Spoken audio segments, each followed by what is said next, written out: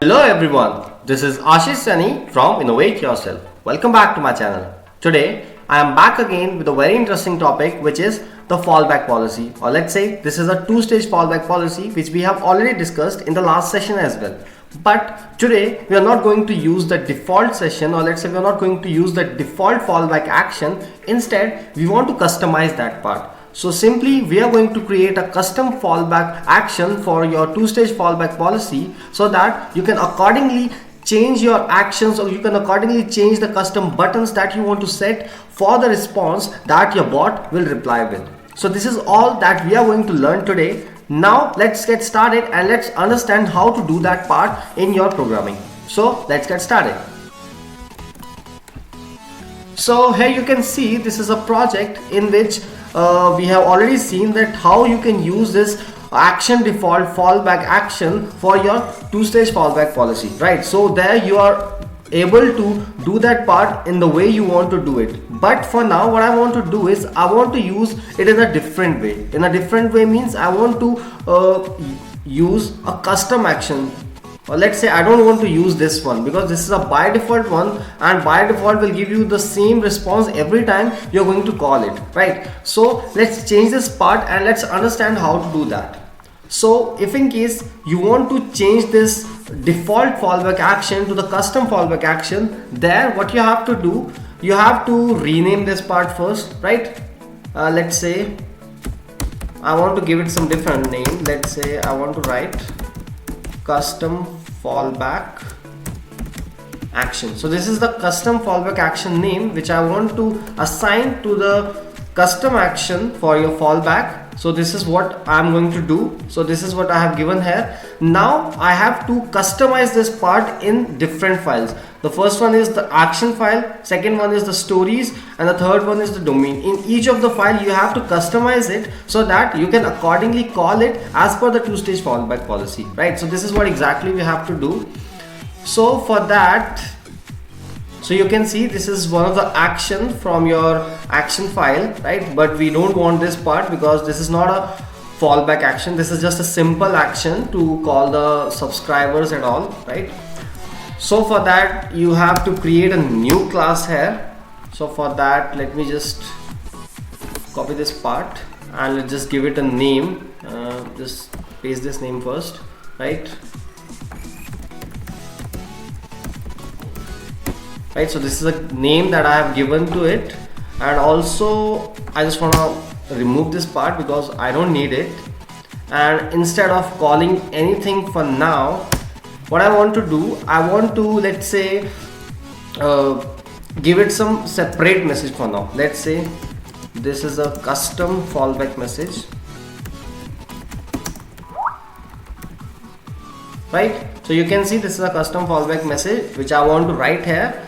But now you can see this is one action, this is another action. There is no difference in between, right? Both are quite same kind of an action, but I want to make this one as a fallback action. So for that what you have to do, you have to pass one value here which is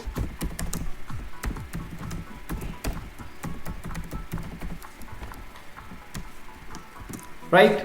So this is what you have to write here, and also you have to import this part. So this will be imported from here, rasa underscore sdk dot events dot user utterance reverted, right? So what this will do is this will simply make your this particular action class as your fallback action, right? So this is the main purpose of adding this in the return part, so that this will be called as per that fallback action, right? So this is how we are going to add this up, and now it's time to just copy this part and add this inside this actions in the domain file. Similarly you have to add this part in the stories as well, because now you are going to use the custom fallback action instead of using that default fallback. So this is what exactly you have to do, right? So now you can see I have just made the modifications everywhere.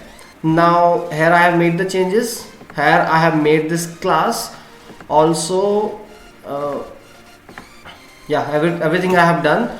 The only thing that is left here is, like, the first one is user utter ask affirmation, and the second one is utter ask rephrase. So these are the two things that I haven't made changes right now, because I want to explain it to you in a very interesting and in a very important way, right? So let me just do it in a different way. So for now, let's do one thing. Let's just train the model up to this point, and let's just run to check like whether it's working as per this custom fallback action or not, right? So for that, let me just train this model and just run this part. Okay, so the command is here, rasa train ampersand rasa shell hyphen debug. So this will just train the model and it will run the rasa shell for you, so that you can accordingly test it.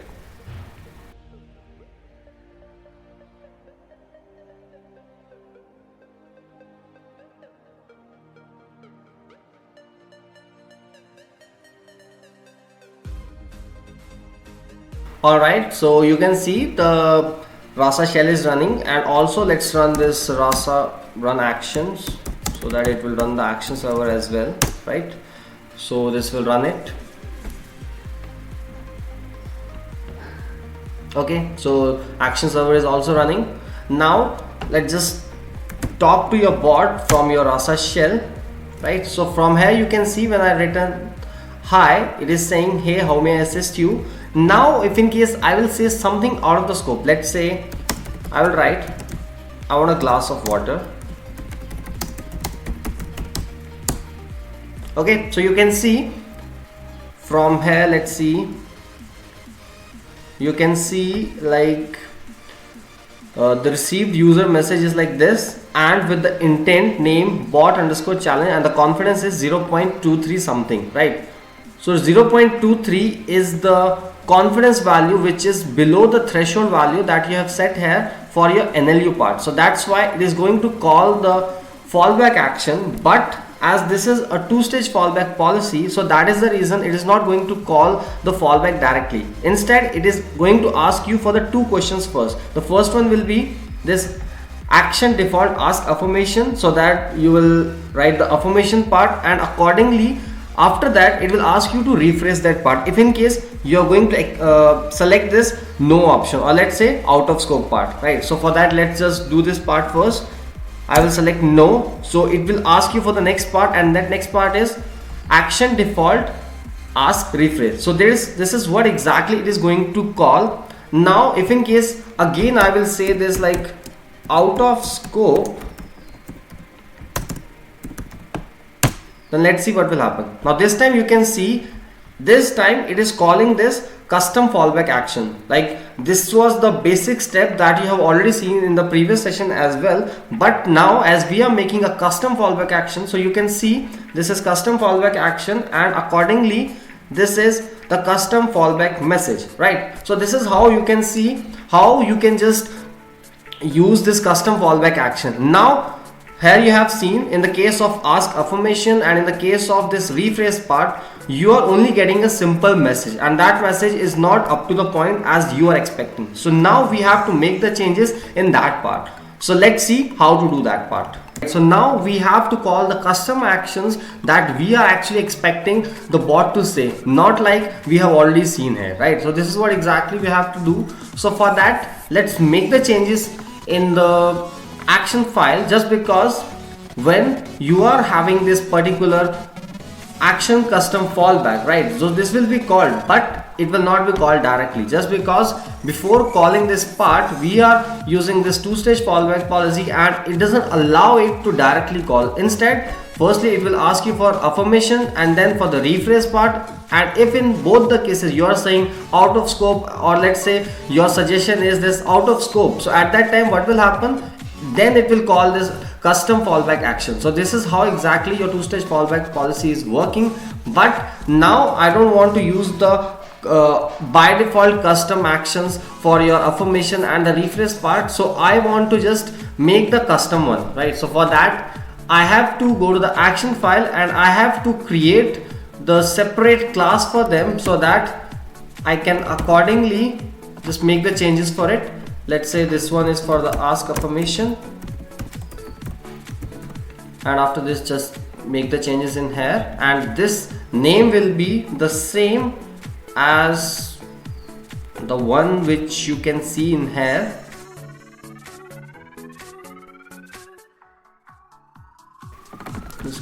part and just paste it here, because this time we are going to overwrite that part, and for the overwriting we have to just do this up, right? So this is how exactly you have to do. Now just pass this particular action which you want to call in here, paste it, and also just type template, right? So this is how we can call this up. So this one is done for this. Just copy this part in the domain file in here, because now this time this is a custom action, right? So this is how exactly you have to do. Similarly, you can do it for the rephrase part also, but for now rephrase part is okay, so we don't have to specify it again, right? So that is okay, but we have to just change this part. And also I want to add some buttons to it so that it will look something very good, right? So let me just add that part.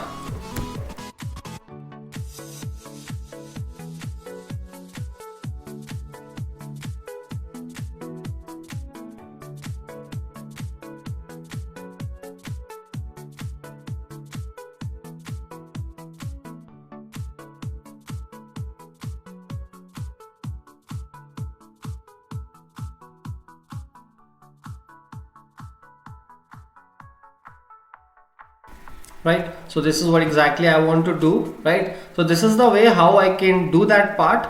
And now as I am done with this part, and I have also added this here, and also the action is ready, right? So now what I can do, I can simply run it, and let's test that whether it's working or not. So for that, what you have to do, just retrain the model and rerun this Rasa shell, and also just rerun this action server.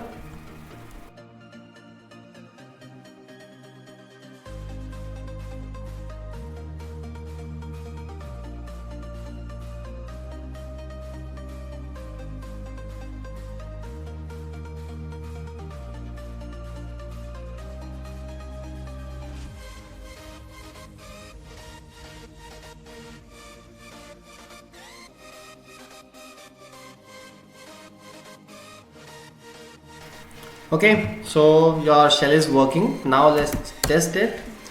Now let's say I want a glass of water.